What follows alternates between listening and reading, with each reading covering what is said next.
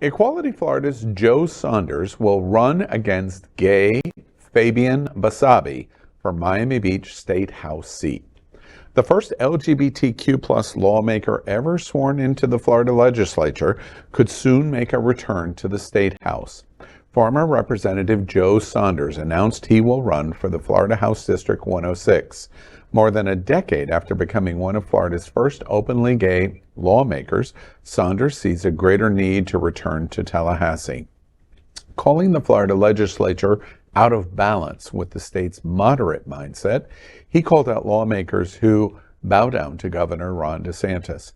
The former lawmaker is currently the senior political director of the LGBTQ plus rights group Equality Florida. Saunders needs a seat in the legislature before taking on DeSantis head-on. First, he's challenging Florida's state representative Fabian Basabe, a Republican elected last year by just a 242-vote margin. When running for office, he spoke at the LGBTQ plus Democratic caucus, saying, quote, "I am a Republican and I am a gay candidate running for office in Miami Beach," end quote. While Basabe ran as a moderate and won during a year when the Republicans overperformed at the ballot box, he has since faced calls for his resignation from LGBTQ plus leaders in South Beach. That is because in the legislature, he has supported an array of socially conservative bills, including a book ban and a bill dropping Florida's concealed carry permit to bring guns into public spaces. At a recent Miami Beach Pride event, thousands chanted "Resign" at the Republican lawmaker.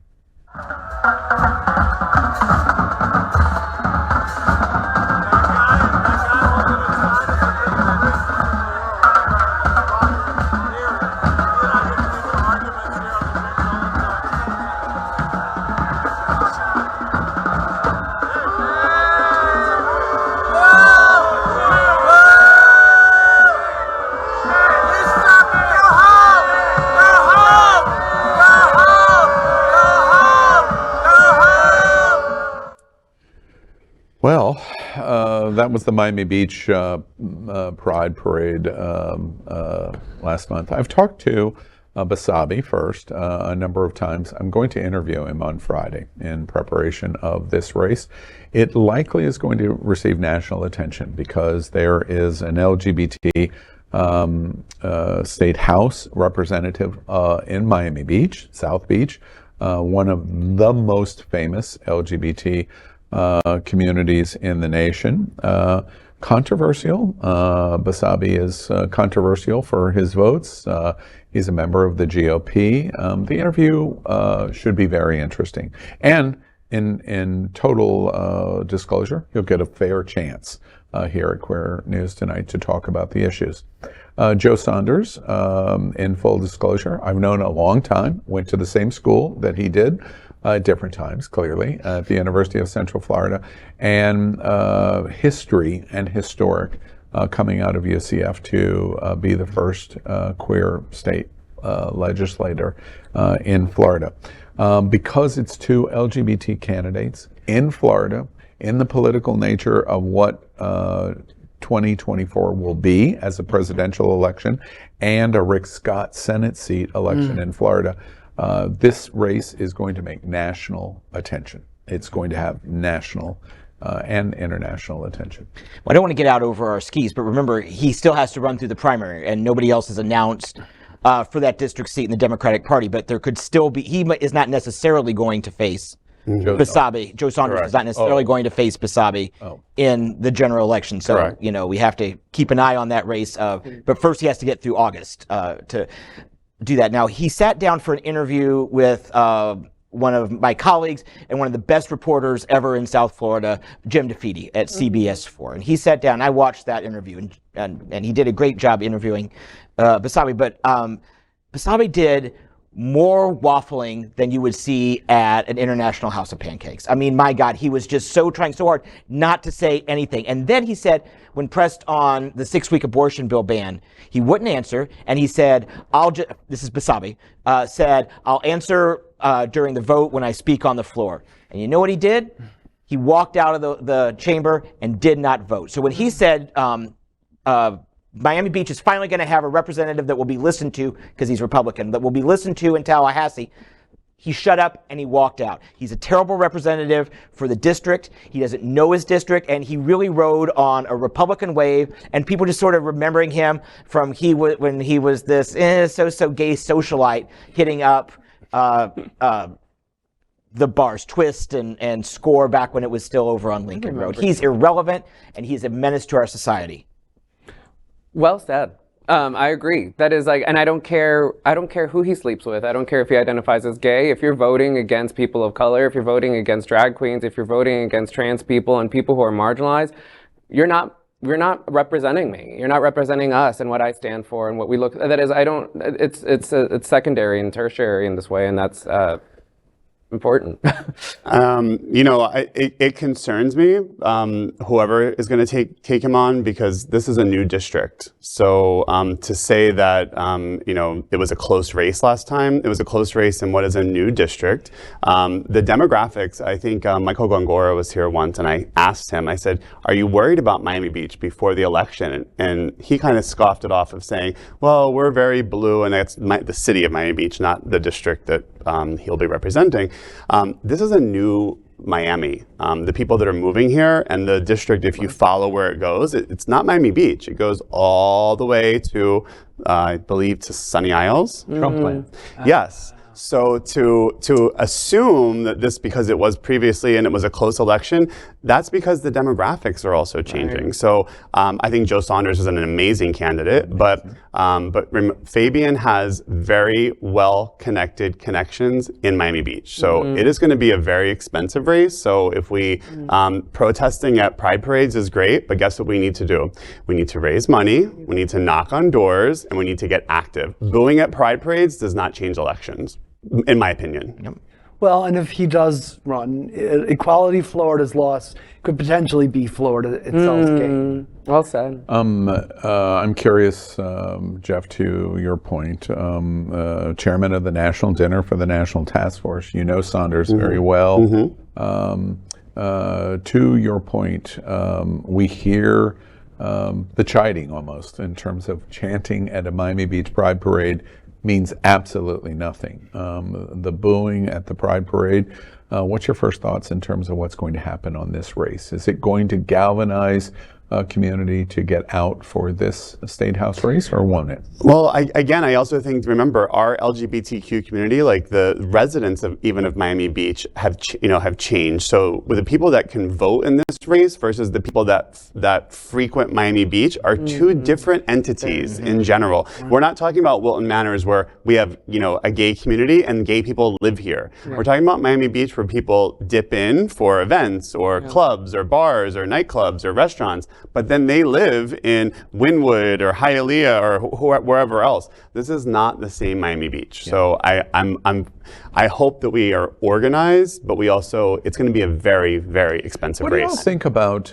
in relation to this race? And one of the reasons that I think it's going to make national attention is the LGBTQ community frequently forgets that the community is not completely progressive.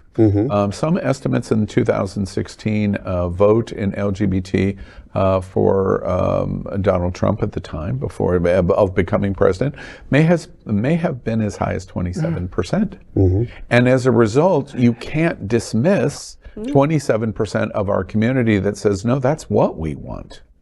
And if 27% of the LGBTQ community, assuming the demographics that you're talking about in that district come out, Fabian Basabe is in a stronger position than many of those with the tea leaves and the crystal ball may be aware of. What do y'all think about that? I mean, I think you're right that we can't just dismiss. Of course, no one wants to dismiss any perspective, right? But that is, if the perspective really is just representing a very small niche of what the LGBTQ community looks like, and largely leaning white, male, middle class, cisgender, right, all these kinds of things, upwardly mobile, that's not what necessarily the community looks like. So that it's like, it's not just about what this is good for you and your friends and your networks, but rather what actually looks good for the majority of the people who are also in your constituency and actually are supporting you. And if that's not the thing, you vote them out, right? Like, I mean, if that doesn't reflect the reality of the situation, you find ways to remove them from office, right? Like, you don't reelect them. And you make sure that they know they're not welcome in our space. I know you said that booing doesn't change elections. You're correct, but it could affect future elections. I mean, this video I've seen not just on our, I mean, it was put up by, I want to say someone from Equality Florida, but it was put up from the parade and it was booed. And I've seen it multiple times on multiple different channels. So we need to make sure he knows that he's not welcome, that he's not going to have a great deal of support in our community. Like, you know, little socialite man over here could not walk into Twisted. He could not walk into, well, he could probably walk into Johnson's and get the money from them. But he was not going to be applauded when he goes in to Hamburger Mary's or to Rosie's across the street. We need to make sure that he knows he's not welcome and that the people who support him know they're not going to be welcome in our circles if they give him money. He should get zero support. We need to stand firm and get our own into line, get our own caucus together with one face, one voice. And I'm sorry. No, you go ahead. And I just want to I keep hearing this story being not just here, but on other, community talking about that he won by just a few 200 votes. That's not telling the story. That gives us a false sense of security that he just barely won. But he turned a seat. I mean, so if we did that, and on the other side, we'd be oh my God, we flipped a seat. We're doing so great. He flipped a seat in what was a very blue district. I want to springboard from that observation, which is what I was going to say, and remember, I have to be devil's advocate at the table. So remember, viewer, have to be. But Miami-Dade County has changed. Flatly, Miami-Dade County has changed. And there's no amount of wishing it was 1994 all over again. It's not happening. And so as a result, this race is so incredibly interesting. It is. Because you have, and I will ask Basabe exactly how he identifies.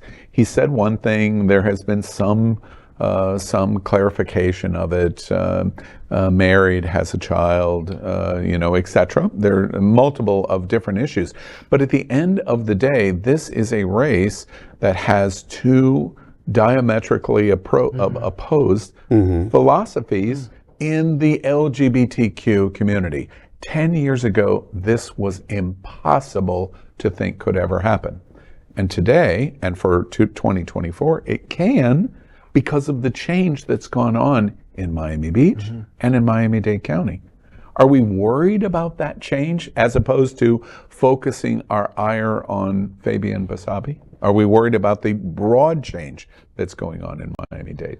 Yeah, I think that we should be worried about, and the issues that I hope Joe Saunders will take on are about affordable housing, issues that affect everyone in his district, which again, we are LGBTQ, that's who we're speaking on behalf of, but the things that Joe is going to need to do to beat him is not just pound the LGBTQ issues, but gun violence, education, affordable housing, insurance costs, the things that affect everybody in that district. And I think that's the thing that we have to also, like you said, who cares who Fabian sleeps with or doesn't sleep with or whatever he does, but we have to focus on the issues that are very broad, and we have to create allyship amongst all voters for LGBTQ issues. But for, I'm as a parent, I want, better education, or I want safety and not having, guns, walking around the street. We have to focus on those things, and we have to be broad, because you're right, it's a changing demographic. As Democrats, we surrendered Miami-Dade County, and we didn't even realize we were doing it. We didn't look at the change. I mean, it's for decades, it's been very Hispanic driven, especially by the Cubans, but lately more South Americans and Central America people are coming in, and we abandoned it. You look at Bill Nelson's Senate reelection campaign, which he spectacularly lost by just a few thousand votes in 2018. He didn't have meaningful outreach into Little Havana. He didn't go into the communities. He didn't buy significant time on Telemundo and Univision and the radio stations. We just abandoned it. And we've watched since 2014, 2016, 2018, 2020, 22. Miami-Dade has been trending. So was it a shock when we woke up? last November on that Wednesday after Election Day? Yeah. Should it have been? Absolutely not. Well, and to that point, let's springboard back to this specific race. Yeah. This is not a shoo-in for Michael Saunders. No. Oh, no. I mean, Joe Saunders. No, not at all. It is not a shoo-in Not at for all. that exact reason. Or for any candidate, whoever it becomes Right. the actual nominee. Yeah. Well, there it starts. And we'll probably do a few hundred stories Probably. on this issue between now and November of... So I shouldn't cancel my Google alerts for Basabe or Saunders? Okay. No, I don't think you should. LGBTQ plus news is vital for our community and for the broader world as a whole. We have enough enemies at Fox News. Tucker, Sean, and Laura are loud. We need passionate allies. Happening Out Television Network, Queer News Tonight, and It's Happening Out are literally out of the closet and into the headlines. Our community needs your support. Like this broadcast and subscribe now to ensure the growth of the entire LGBTQ plus community.